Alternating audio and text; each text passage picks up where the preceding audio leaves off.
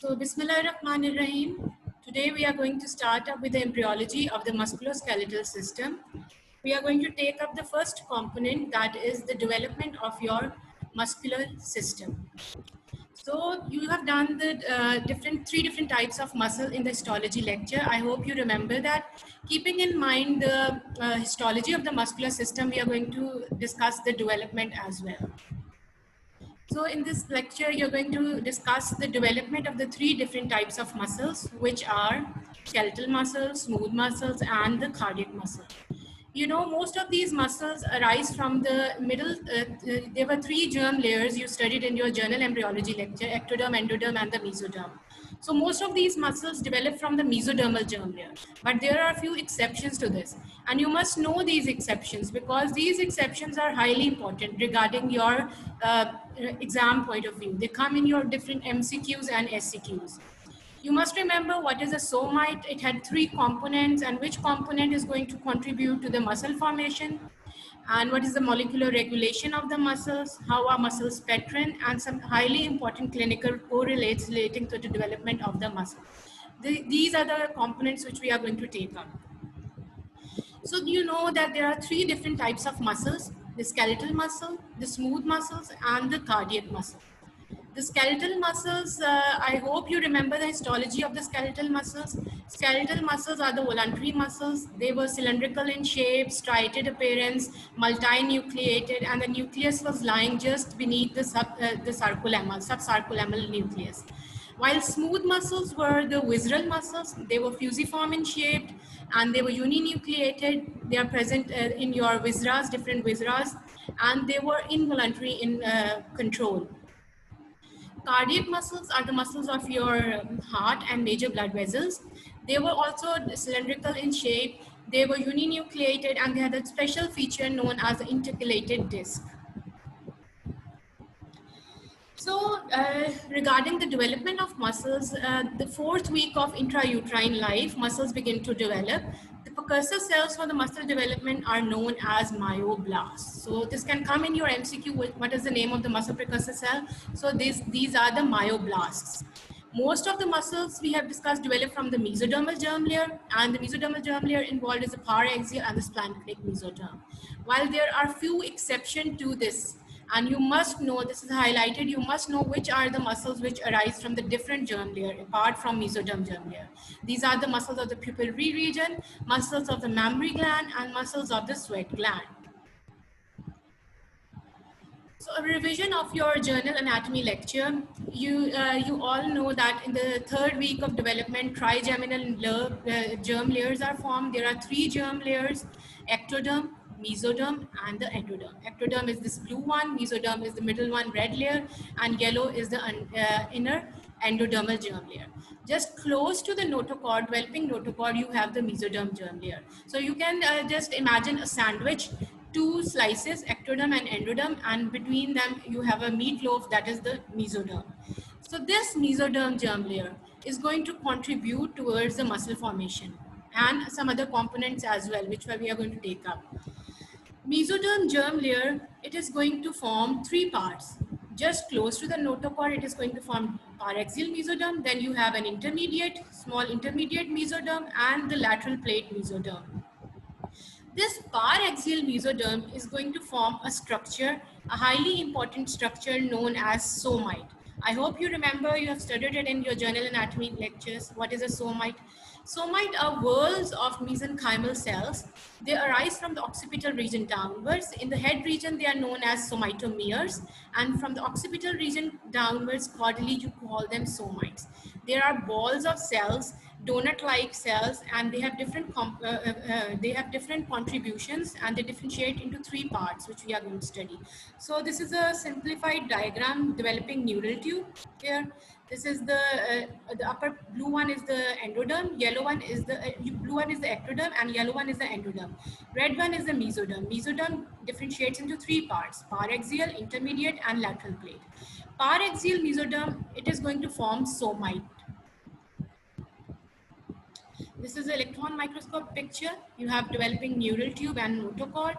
Just adjacent to the developing neural tube, you have this structure from the paraxial mesoderm known as somite.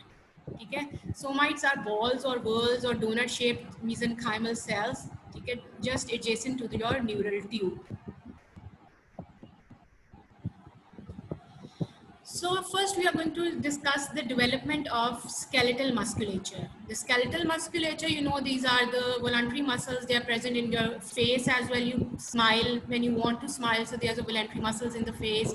You can close your eyes, open your eyes. You have skeletal muscles in the eye region. Then you have, you know, there are skeletal muscles in your limb region. You can wave your hand, shake your hand, move your legs. These are all under the voluntary control, and they are your skeletal muscles. Skeletal muscles in the head region, they arise from somatomeres. And in the axial skeleton, in the vertebral column, in the body wall and the limbs, they arise from somites. Somites, you know, develop from occipital region downwards. In the head region, they are known as somatomeres, 1 to 7 somatomeres, while in the occipital region downwards, they are known as somites. And they are going to contribute towards the muscles of your body wall, limb, and axial skeleton. With the further growth in the 4th week, the somites are going to differentiate into 3 components: sclerotome, dermatome, and myotome. Sclerotome is going to contribute towards what? You already know that sclerotome is going to contribute towards the bone and cartilage. Dermatome is going to contribute towards the dermis or the skin, and myotomes are going to contribute towards the muscle precursor. You have 2 muscle forming areas, and these muscle forming areas, the 2 muscle forming areas are the ventrolateral lip and the dorsomedial lip. So I'm going to show you some pictures from your Langman. You have already discussed them in your general embryology classes. This is the developing neural tube, the notochord. Mesoderm lying close to the neural tube is forming your somite. And with further development, the somite is going to form the sclerotome, dermatome, and 2 mesoderm contributors towards the muscle formation, the dorsomedial lip and the ventrolateral lip. So at the end of the 4th week, the somite, the dorsomedial part of the somite, is going to lose its epithelial character and form mesenchymal again. And these mesenchymal cells are known as sclerotomic cells. They are going to contribute toward the bone and cartilage, while the middle part is going to form the dermatomic component and contribute towards the dermis and skin of the back. And you have 2 lips, the dorsomedial and the ventrolateral lip of the somite, dorsomedial and ventrolateral lips. These are going to contribute towards the muscle precursor cells. And can you see this green highlighted area? This is highly important regarding the muscle development, lateral somatic frontier. Lateral somatic frontier is a boundary between the differentiating somite and the lateral plate mesoderm. The muscle precursor cell which cross this boundary are going to contribute towards the muscles of your limbs and your body wall. While the muscle precursor cells which do not cross this border or boundary, they are going to stay here and form the muscles alongside your developing neural tube, your developing vertebral column, and your thoracic wall musculature. So you must remember that somite, it is going to differentiate into 3 parts: sclerotome, dermatome, and myotome. Two myotomic components, dorsomedial lip and ventrolateral lip. And you have a lateral somatic frontier.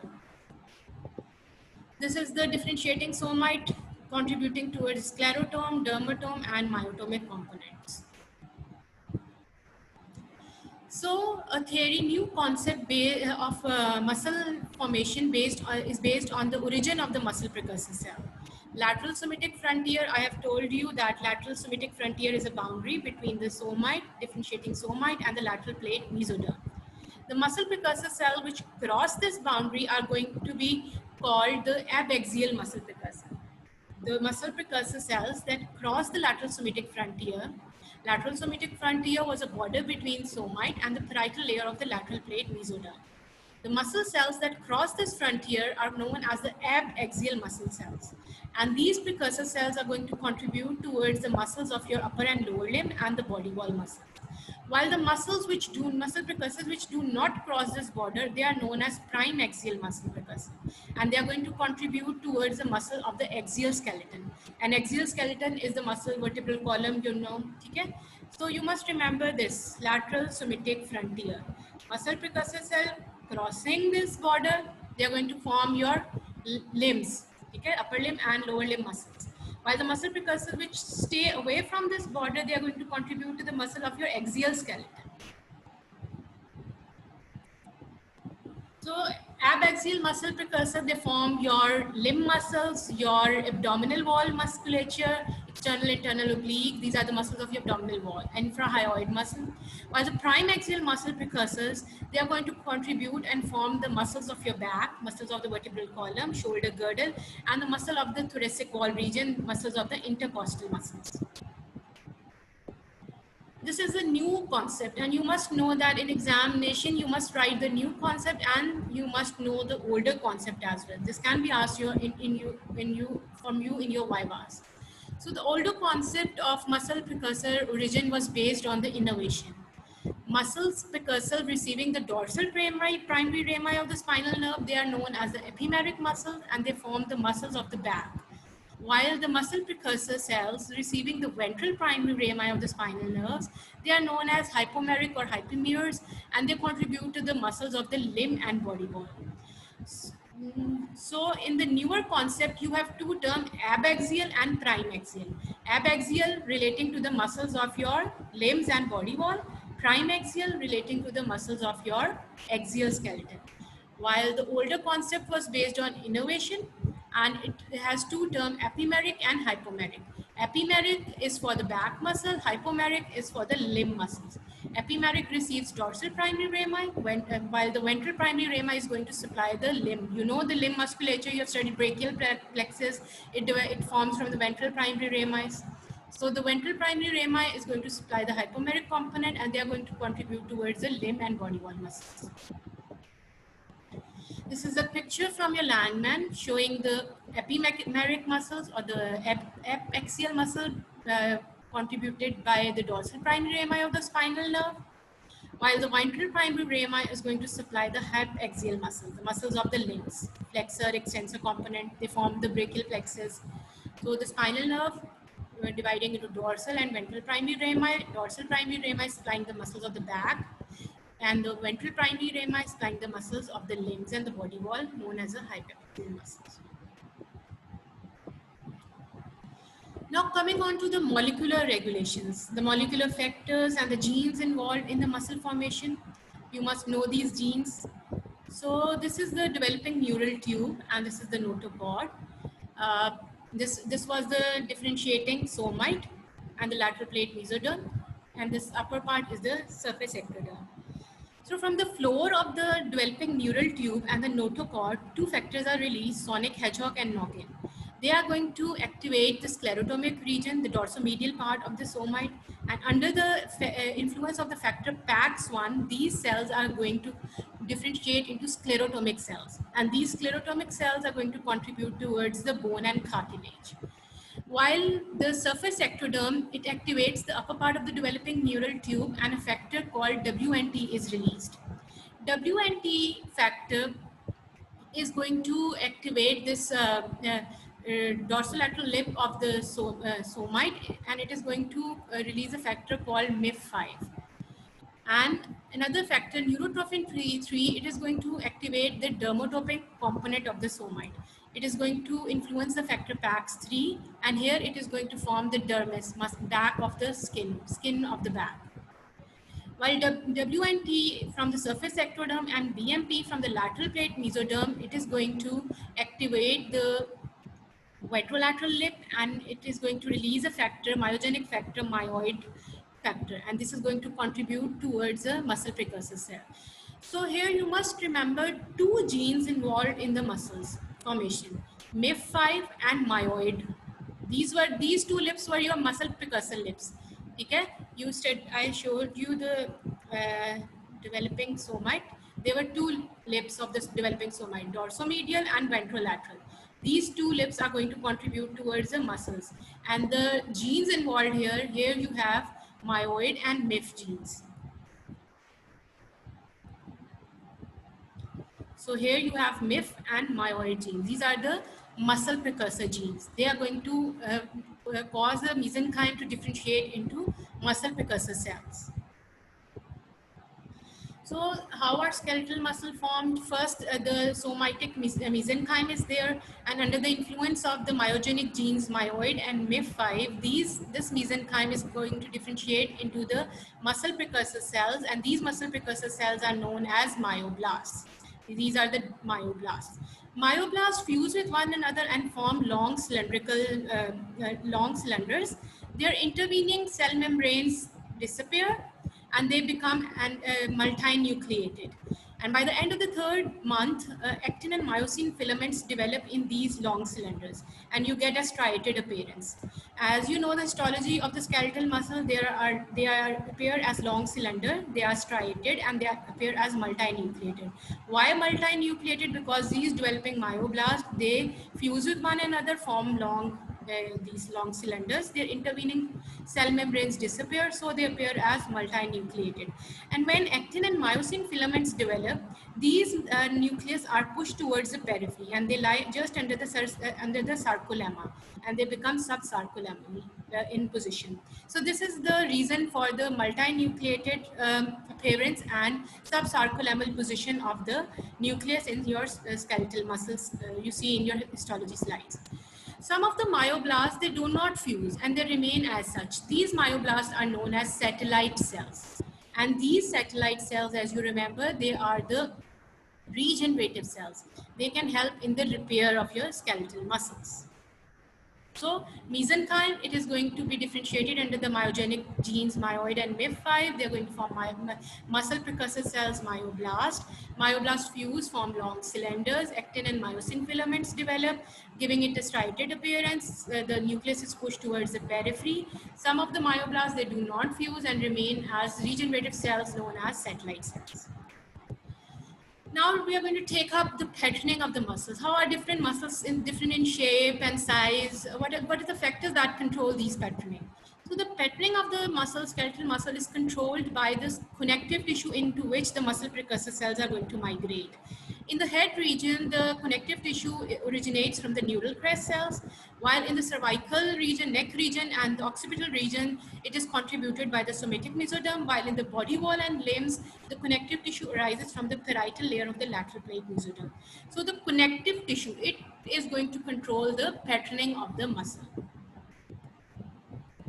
Head musculature. How is head muscles formed? Head muscles are contributed by the paraxial mesoderm, and you know the paraxial mesoderm is going to form somatomeres in the head region and the somites in the head region. So they are mesodermal in origin, but there are few exceptions to this.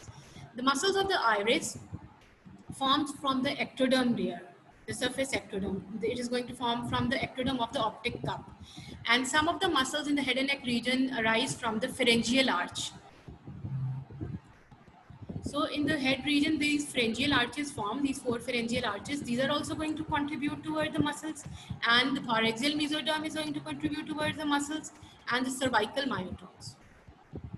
And in the optic cup is going to contribute, ectoderm of the optic cup is going to contribute towards the muscles of the iris. Now coming on to the muscles of the heart, cardiac muscles. How are cardiac muscles formed and how do they develop? Cardiac muscles develop from the splanchnic mesoderm surrounding the developing heart tube. The myoblasts that form adhere to one another, but they do not fuse. Unlike the skeletal muscles in which the myoblasts were fusing, their intervening membranes were disappearing. Here the myoblasts adhere to one another by specialized junctions known as intercalated discs. Myofibrils, actin and myosin here also develop just like skeletal muscles. So they have an appearance, you know, you have studied in the histology lecture that cardiac muscles are also cylinders, short cylinders, and they have striated appearance, they are uninucleated, and they have special discs between them known as the intercalated disc. Special bundles of muscle cells, they have irregular arrangement of actin and myosin. They are larger than the surrounding muscle, they are pale in origin because they have glycogen granules. These are known as Purkinje fibers, and Purkinje fibers are the one which are going to initiate the cardiac rhythm and cardiac impulse. Smooth muscles How are smooth muscles developed? These are your visceral muscles, involuntary muscles, fusiform in shape. Smooth muscles are present in your gut wall, GI tract. The smooth muscles of the gut wall take origin from the splanchnic layer of the lateral plate mesoderm. While the smooth muscles in the sphincter and dilatal pupillae, they are an exception. They develop from ectoderm. Smooth muscles in the mammary gland and the sweat gland, they also derive from the ectoderm. So these two you must remember. They are commonly asked in your MCQs. The muscles of the dilator and sphincter pupillae, they do not derive from the mesoderm, but they have origin from the ectoderm. Also, the smooth muscles in the mammary gland and sweat gland, they are also from ectodermal in origin. The smooth muscles in the dorsal vessels of aorta and large arteries, they have origin from the lateral plate mesoderm, while the smooth muscles in the coronary arteries, they have origin from the proepicardial organ that develops in the developing heart, and they also get contribution from the neural crest cells. This MCQ is also important. The smooth muscles in the coronary arteries, they have a contribution from the neural crest cells. These two highly important. Which two have ectodermal in origin? Smooth muscles have ectodermal in origin. So now we are going to take up some highly important clinical correlates relating to the development of your muscular system. So the first of all, we are going to take up the Poland sequence. What is Poland sequence? Poland sequence is a congenital anomaly in which the pectoral muscles are poorly developed. In this deformity, pectoralis minor is completely absent and pectoralis major is partially formed. You see pectoralis major and sternal head is not formed here. So the pectoral region is weak and it is not well developed. And due to this absence of these pectoral muscles, the nipple and areola, the breast region is also not developed in the females, and the males, the nipple and areola are not well developed. Nipple and areola can be displaced from their normal position as seen in this child, in this picture. Nipple and areola are not well developed and they are displaced from their normal position. So this sequence is known as Poland sequence. And this sequence may be associated with other anomalies as well. So in this sequence, you must remember that there is a abnormality in the formation of the muscles of the pectoral region. Then you have prune belly syndrome. What's a prune? Prune is just like a black currant. I'm showing you the diagram of prune. Prune is just like a fig date or this black currant. It has a wrinkled skin. So the skin resembles the prune. It is wrinkled. Why wrinkled? And the skin of the abdominal wall is involved here. Skin of the abdominal wall is involved here. Skin is wrinkled just like the prune, skin of a prune. So it is called prune belly. Belly region is involved, skin resembles a prune. Why resembles the prune and why is it wrinkled? Because the abdominal wall musculature are not well developed. Abdominal wall musculature are absent, weakly developed. So the overlying skin loses its elasticity. It is not held in position. It is wrinkled. You can easily visualize the underlying organs. You can see the intestine, stomach, and you can visualize peristalsis in the child as well. So prune belly syndrome is a syndrome which have some other association as well, but mainly the muscles of the abdominal region, the muscles of the belly wall are not well developed. They are weak, and the child has problems. And gastrointestinal problems, there can be obstructions, and it has associated urinary tract abnormalities as well. There can be hypospadiasis, epispadiasis, urinary obstruction. So the muscles of the abdominal wall are not well developed here. Another feature, important anomaly is the torticollis. Torticollis is, or wry neck. Torticollis is a word derived from the Latin word tortus, which means twisted, column mean neck. It is characterized by lateral inclination of the head to the shoulder with torsion of neck and deviation of face. This is due to the poor development of the muscles of the neck, especially the sternocleidomastoid. So the neck is tilted towards the head is tilted towards the neck. And Duchenne muscular dystrophy and Becker's muscular dystrophy, they are your X-linked genetic disorders. And male child are basically involved because it is an X-linked disease. The muscles are poorly developed, muscles of the limbs and are poorly developed. They have paralytic features. The child cannot stand properly, walk properly. They need wheelchairs to be supported by, and they have cripping gaits. So I'm coming to the end of the lecture now. This was the development of your muscular system. Now we are going to take up the development of skeletal system in the next lecture, inshallah. I hope you have understood every part of it. If you have any query, any question, any confusion, you are free to ask me.